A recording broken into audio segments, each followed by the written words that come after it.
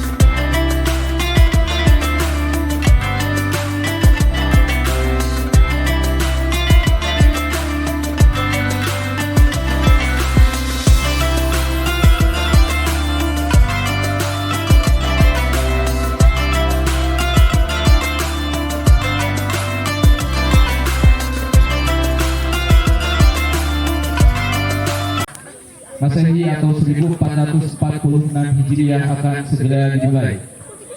Dengan mengucapkan Bismillahirrahmanirrahim, acara Malasin Mukhayam Kutap Cimahi tahun 2024 Masehi atau 1446 Hijriah segera dimulai. Kita juga bersyukur kepada Allah karena pada hari ini Allah sampaikan kita pada satu momen, satu acara, satu kegiatan yang kita sebut sebagai Mukhayyam. Yang dari kegiatan ini diharapkan semakin menguatkan keimanan kita, juga semakin membuat kita menjadi mandiri dan bertanggung jawab. Karena ketika kita berada di tempat ini khususnya, kita bisa langsung melihat, langsung menyaksikan, bahkan langsung merasakan tanda-tanda kebesaran Allah Subhanahu wa Ta'ala.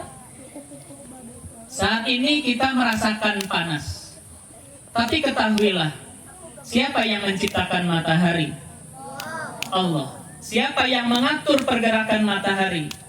Allah. Jangankan matahari yang jauh di sana, api yang begitu panas membakar Nabi Ibrahim saja, berkat doa beliau apinya bisa menjadi dingin. Terlebih matahari yang sangat jauh, terlebih Allah juga telah menutupi matahari itu dengan awan dan lapisan ozon yang melindungi bumi. Maka mudah bagi kita orang beriman, ya Allah, buatlah panas ini menjadi sejuk dan dingin. Itu mudah bagi Allah Subhanahu wa Ta'ala. Teman-teman sekalian, para santri yang Ustaz cintai karena Allah Subhanahu wa Ta'ala, adalah secara umum orang yang beriman. Betul? Maka teman-teman, siapa orang yang keren itu? Dialah orang yang beriman. Siapa orang yang keren? Siapa orang yang keren, muslimat? Orang yang beriman.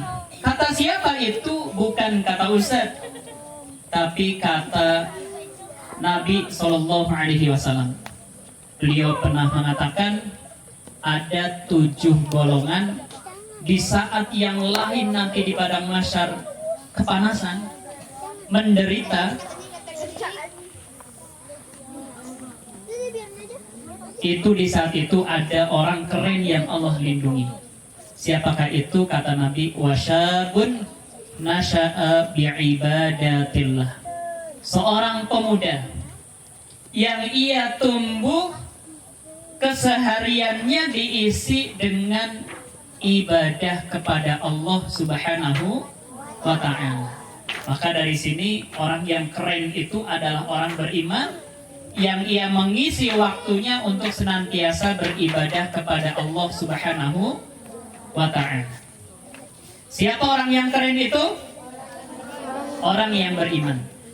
Lalu yang kedua, siapa orang yang hebat? Orang yang bisa mengendalikan amarah atau hawa nafsunya. Masya Allah. Jazakallah khairan. Siapa muslimat orang yang hebat? Oke, baik. Betul sekali. Dan Nabi SAW mengatakan, di antara orang yang bisa mengendalikan hawa nafsunya oleh Nabi disebut sebagai orang yang kuat. Kata beliau, al-mu'minu qawiyyun khairun wa ahabbu ilallah minal mu'minid dha'if. Seorang mukmin yang kuat lagi baik itu lebih dicintai oleh Allah daripada mukmin yang lemah. Siapa yang dimaksud orang beriman yang hebat, yang kuat?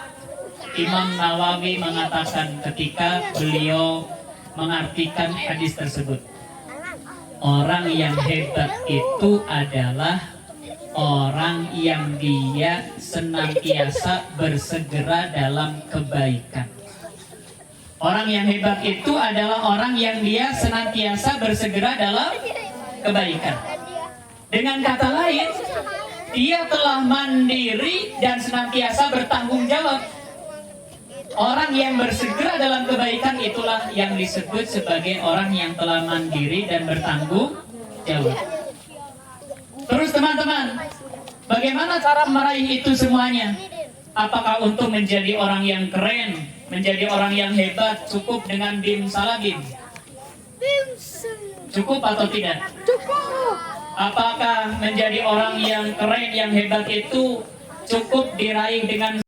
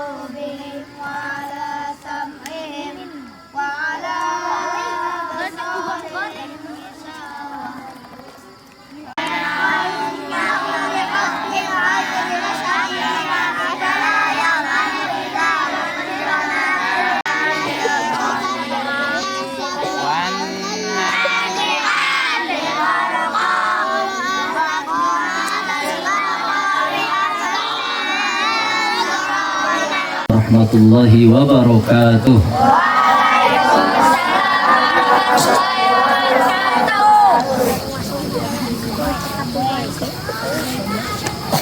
Alhamdulillahilladzi ja'ala al-arda mihada wal jibala awtada wa huwa alladzi ja'ala al-laila libasa wan nawma subata. ثم الصلاة والسلام على رسول الله محمد المصطفى وعلى آله وأصحابه أجمعين ومن بهداه مقتدى. أشهد أن لا إله إلا الله ربي وربكم الأعلى وأشهد أن محمدا عبده ورسوله الذي لا ينطق عن الهوى إن هو إلا وحي يوحى. Selamat malam para santri, selamat malam.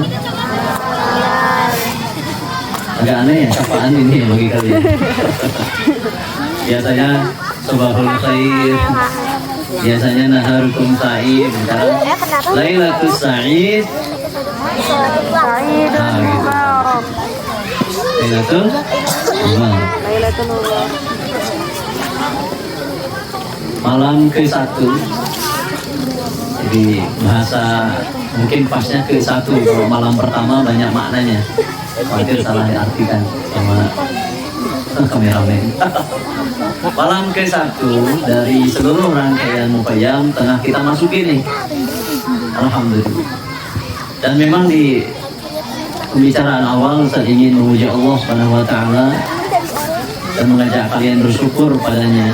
Meskipun di mukadimah tadi telah terucapkan, kita wajib bersyukur pada Allah, Zat yang telah mengatur segala urusan, termasuk Muqayyam Kitab Cimahi tahun 2024 ini dalam keadaan terlaksana, dalam keadaan aman, lancar.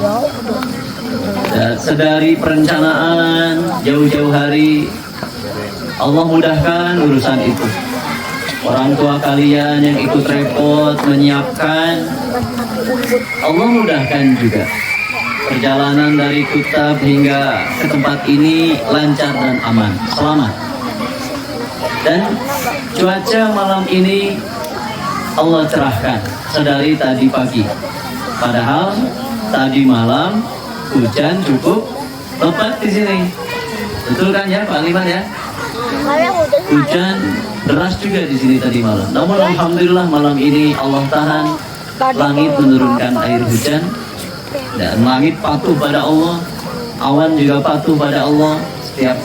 Sepanjang waktu mereka bertasbih ketika Allah berkata, khusus tanggal hari Selasa siangnya, malamnya, Reboknya juga begitu sampai Kemisnya, tahan dulu ya, kata Allah mungkin begitu. Dan langit, bumi, awan, semuanya mengatakan sami'na wa ata'na.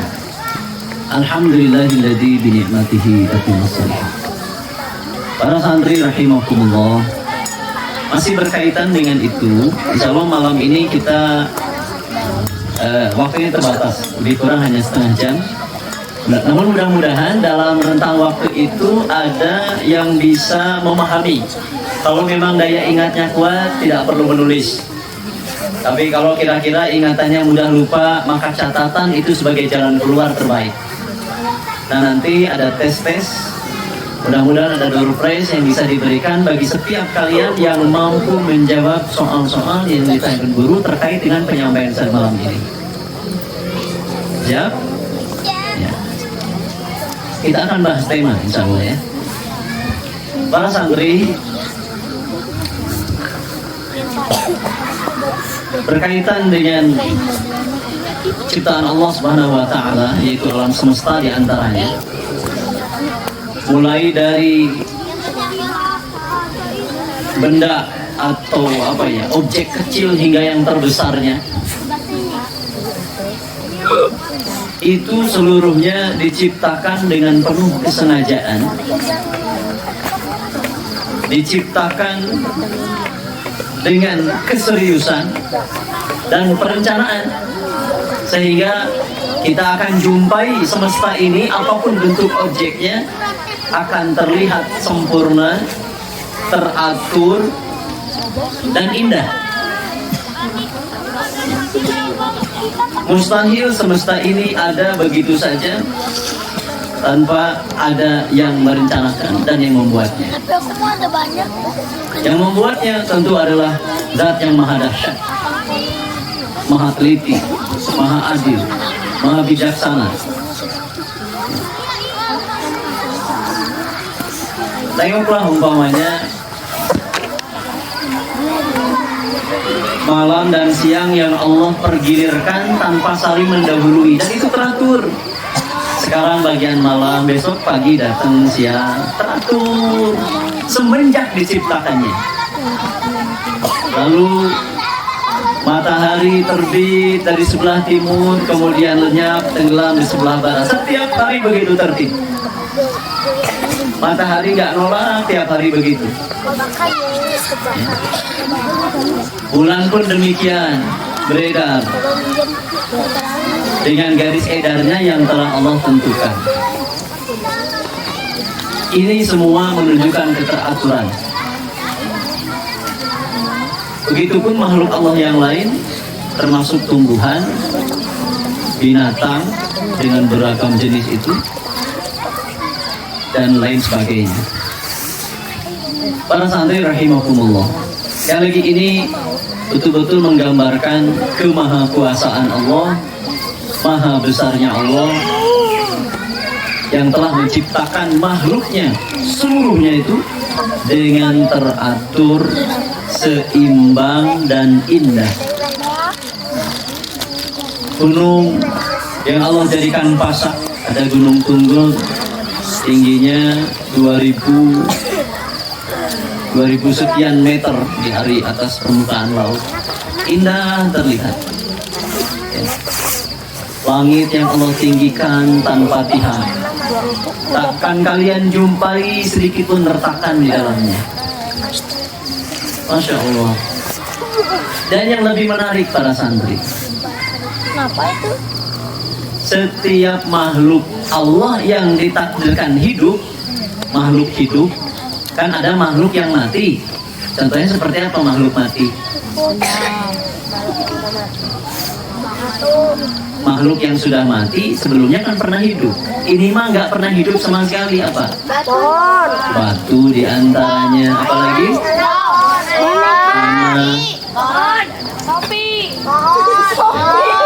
Hidup yang dimaksud di sini dalam definisi hidup yang bisa berpindah, bertumbuh, bernafas, berkembang biak. Nah, batu nggak berkembang biak, besi nggak berkembang biak. Terus apa lagi tadi katanya? Ya, itu semua. Sementara ada makhluk Allah yang lain yang disebut makhluk hidup. Contohnya manusia seperti kita, tumbuhan, hewan atau binatang, malaikat, dan lain sebagainya. Sebetulnya kalau definisinya makhluk hidup itu adalah setiap yang bertumbuh, berkembang, dia bisa bergerak, atau yang tidak, bukan makhluk hidup adalah setiap benda yang tidak bisa bergerak, tidak bisa berkembang biak maupun bertumbuh. Namun dalam kacamata syariat, mereka yang menurut manusia masuk kategori makhluk mati, benda mati, tapi Al-Quran mengabarkan pada kita mereka semua bisa bertasbih pada Allah dengan caranya masing-masing. Ucapan tasbih kayak gimana sih? Ucapan tasbih Subhanallah. Ucapan tasbih Subhanallah. Apa artinya tasbih? Maha suci kepriwe orang ngerti artine tasbih. Maha suci Allah, malaikat, gunung, jin, manusia, batu, seluruhnya menyucikan Allah dari perkara-perkara rendah dan hina. Allah disucikan dari sifat-sifat yang nempel pada makhluk. Nah, yang menarik para santri,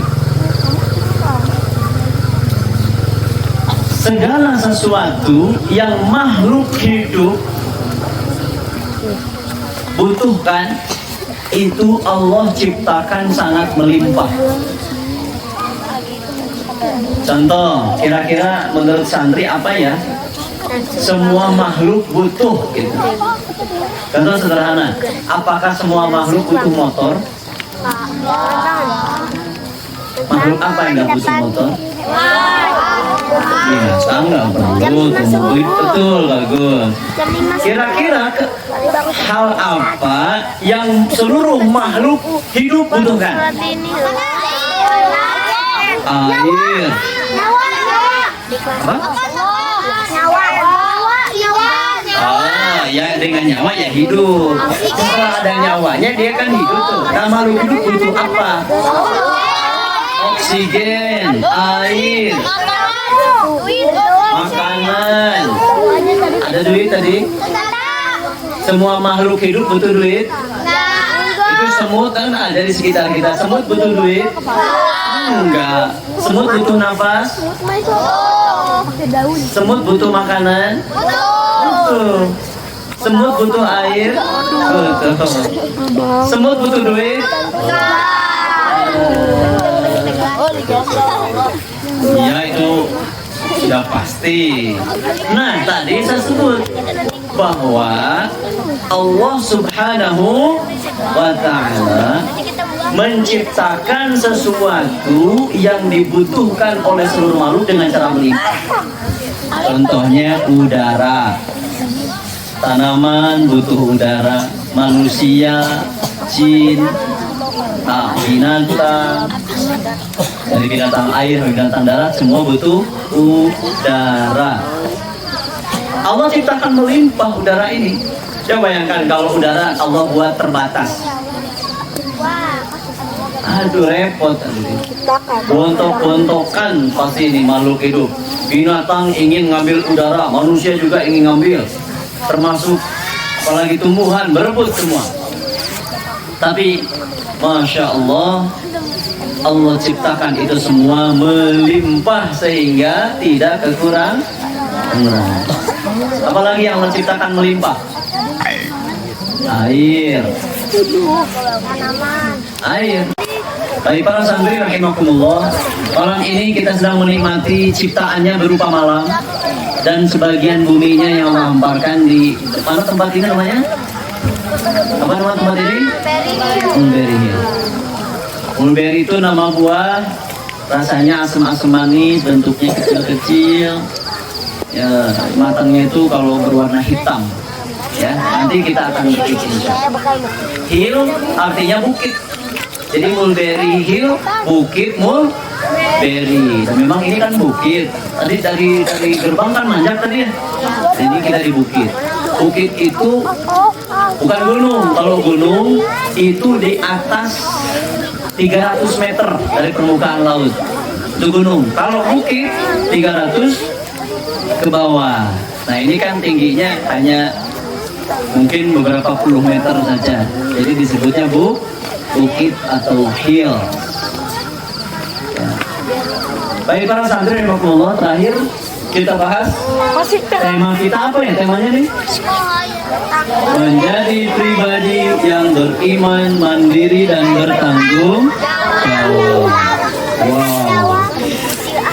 Bagaimana kita tidak senang berada di ruang terbuka melihat ciptaan Allah yang begitu indah ini, berkumpul dengan teman-teman yang sefrekuensi. Ini saudara seperjuangan nanti ya. Jadi kalian diikat oleh alma mater. Namun sebelum alma mater Kuntak Cimahi mengikat kalian telah lebih dahulu diikat oleh persaudaraan iman sebagai hamba Allah dan umat Rasul. Sebagai muslim. Baik, terkait tema ini saya sampaikan sebuah ibarah atau kalimat ulama ada di kitab Fawaidul Mukhtarah. Kalimatnya begini, mudah-mudahan bisa dipahami betul. Kalimatnya begini, yu'rafu mustaqbalul insani min sigharihi. Ini sangat penting yang saya tekankan di Mukayyam ini. Masa depan seorang itu, yu'rafu mustaqbalul insan, masa depan seseorang itu dapat diketahui, dikenali. Kalian tahu masa depan? Masa depan adalah waktu yang akan datang. Waktu yang akan datang itu bagi kita sekarang adalah hal yang gaib, tidak diketahui. Apa kalian tahu masa depan kalian? Wa man tadri nafsum mada taksibu ghadan. Besok saja kita nggak tahu apa yang mau dilakukan. Masa depan kita tidak bisa diketahui dengan pasti, tapi diprediksi bisa. Maka kalimatnya tadi saya ulangi ya, yu'rafu mustaqbalul insani, masa depan seseorang itu bisa diketahui, dikenali. Gimana caranya? Min sigharihi, sedari masa bocilnya, sedari masih anak-anak. Dan guru kami sedang belajar dan berlatih mengasah sesuatu yang namanya basirah, sesuatu yang namanya firasat. Ke depan kalian bagaimana? Karena bisa diprediksi, prediksi bahasa mudahnya apa ya? Bisa diterka. Contoh, nah kami nanti 20 tahun depan, 30 tahun depan, nanti nah kami waktu mudanya, nanti siapa namanya? Azil nih ya? Azil. 15 tahun kemudian. Nah, contoh Ustaz bisa tebak nih. Bisa tebak contoh. Ini siapa sih? Anan. Siapa nih? Umurnya sekarang berapa? 8 tahun. Berapa? 10 tahun. Berarti kalau ini berdua. Umar 15 5 tahun lagi kamu ke depan, 5 tahun dari sekarang ke depan, kamu pasti balik. Kita bisa prediksi kan? Bisa pastikan itu. Kalau umurnya nyampe. Kalau umurnya nyampe. Wah itu bantu gak tuh? Gini. Fa'idha fi sigharihi yuhibbut ta'ah. Jika sedari kecilnya menyenangi taat, ketaatan, sedari kecilnya sudah kelihatan memang soleh. Coba. Ya. Jika sedari kecilnya sudah terlihat menyenangi ketaatan, kebaikan, kesolihan, sebetulnya itu jadi indikator. Ya. Fahada alamatu khairihi. Maka itu menjadi tanda kebaikannya.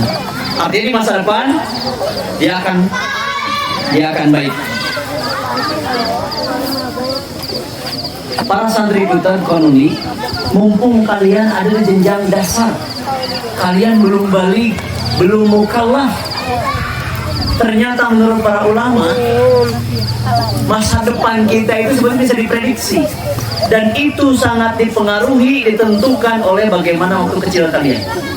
Jika ketika kecilnya kalian rajin, jika kecilnya kalian baik, taat, teratur, tertib, itu di masa depannya juga akan meraih kesuksesan tersebut. Tapi kalau sejak kecilnya nih udah belajar nakal, dia memperturutkan nafsunya, yang lain tertib, dia mengaco, yang lain rapi, dia memberantakan, yang lain taat, dia apa lawan tidak taat tuh? Membangkang. Yang lain solih, dia mah salah. Kalau sedari kecilnya sudah dibiasakan mendekati hal-hal buruk, masa depan sudah bisa diprediksi. Terakhir, kalau ditahan masih mungkin? Ya, kira. Bisa aja. Contoh, bentar kita ulangi ya. Kalau ingin mengetahui masa depan seseorang, maka ketahui bagaimana masa kecilnya. Ya. Contoh, ada yang tahu Imam Asy-Syafi'i? Masa kecil beliau penuh dengan penderitaan. Di umur sebelum 2 tahun beliau sudah jadi yatim. Ayahnya meninggal, abahnya. Terus masuk orang yang miskin. Yatim, miskin. Masya Allah. Ya. Sampai beliau mau nulis aja nggak kayak kalian yang punya buku, pulpen bagus-bagus ya. Setiap tahun juga dapat dari pemerintah tuh. Imam Syafi'i kalau mau nulis dia ngumpulin tulang, ngumpulin sobekan kertas bekas, ngumpulin pelepah kurma, kulit yang sobekan kulit karena tidak punya. Nah, Imam Syafi'i tapi semenjak kecilnya itu sudah bersih, udah soleh banget. Aduh ya Allah, semangat belajarnya tinggi. Ke ibunya taat, ya nggak pernah bilang nggak pernah. Kata uminya, Syafi'i begini, lah baik umi, siap umi, nggak ada oke bos, oke Asya nggak ada, lah baik umi. Ya Allah, soleh, gak pernah berantem dengan orang lain, gak pernah mencela. Kalau dia dicela malah sabar, gak pernah ngeluh, Ya Robbi. Kecilnya aja udah begitu. Semangat belajarnya tinggi. Jadi nggak di masa depan? Jadi. Yang tadinya miskin, Allah kayakan. Yang tadinya tidak dikenal orang, bahkan kita sampai sekarang mengenalnya. Kalau beliau masih hidup dan punya akun medsos, mungkin followernya sudah miliaran. Karena pasti muslimin akan mengikutinya. Lalu ya begitulah Asyafi, taat, suka kebaikan-kebaikan. Dan tentunya yang lebih beliau bisa soleh seperti tadi itu karena satu inspirasi dari Rasulullah Muhammad Sallallahu Alaihi Wasallam. Ya sudah waktunya. Ya, ini penutupnya saya, dan hadapkan wajahnya di sini. Nah, siapa nabi yang nasibnya seperti Imam Syafi'i, sudah yatim di usia kecil? Nabi kita Muhammad Sallallahu Alaihi Wasallam. Bahkan yatim sebelum beliau lahir. Tapi beliau sangat mandiri, bertanggung jawab. Umur 6 tahun dikembalikan oleh Halimah kepada ibunya. Bu Aminah, ini Muhammad saya kembalikan lagi. Dan sudah selesai, meskipun saya sangat sayang pada Muhammad, tapi saya kembalikan lagi pengasuhannya. Diambil lagi oleh ibunya. Nah, kemudian beliau setelah dari ibunya wafat, diambil oleh siapa? Bukan. Paman namanya Abu Thalib. Ya kan kakeknya masih bayi waktu itu. Abu Thalib itu anaknya banyak.